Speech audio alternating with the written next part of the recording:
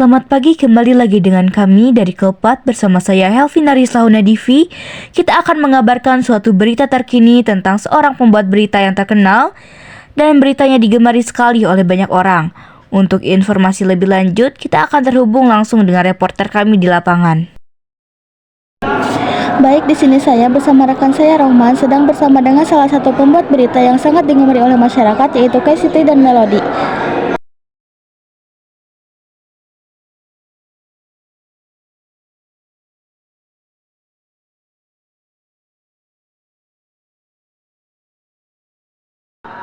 Bagaimana perasaan kalian tentang berita kalian yang sangat digemari oleh banyak orang?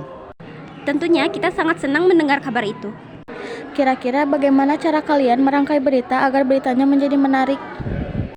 Tentunya kita menggunakan struktur berita yang benar, yaitu tentunya judul, bagian kepala berita yang berisikan informasi paling penting dari sebuah berita dan seringkali menjawab unsur-unsur 5W1H. Bagian badan berita berisikan konteks, latar belakang, dan kutipan narasumber, serta pembahasan lebih lanjut mengenai unsur-unsur bagaimana dan mengapa peristiwa itu terjadi. Dan yang terakhir adalah ekor berita yang menyediakan informasi tambahan atau pendukung terkait berita yang sedang dibahas. Sebenarnya apa itu pengertian dari teks berita? Teks berita adalah laporan atau informasi faktual mengenai kejadian atau peristiwa yang bersifat aktual dan penting bagi masyarakat.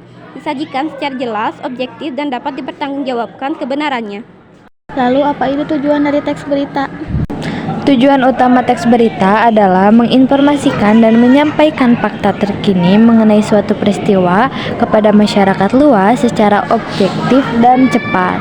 Bagaimana dengan ciri-ciri dari teks berita? Ciri-cirinya adalah faktual, berdasarkan kejadian nyata, aktual, peristiwa terkini, objektif, tidak memihak dan berdasarkan fakta, bukan opini, lengkap, memuat unsur 5W1H, informatif dan menarik, mudah dipahami dan memikat pembaca, memakai bahasa baku dan berasal dari sumber yang terpercaya. Kalau jenis-jenisnya apa saja? Ada straight news, itu singkat dan langsung. Hard news, itu penting dan mendesak. Soft news, ringan dan menghibur.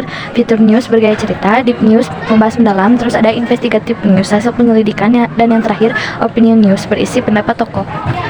Bagaimana kita berbincang sambil berjalan-jalan? Pertanyaan, apa kaidah kebahasaan dari teks berita?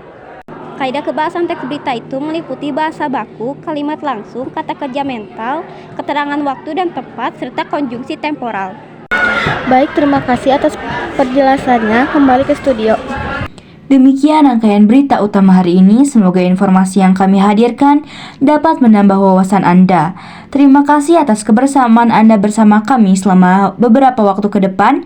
Jangan lupa untuk terus mengikuti berita kami yang selanjutnya di Kelpat. Atas nama tim redaksi yang bertugas, saya Helvina Rislahuna Divi pamit undur diri. Sampai jumpa pada program berita berikutnya.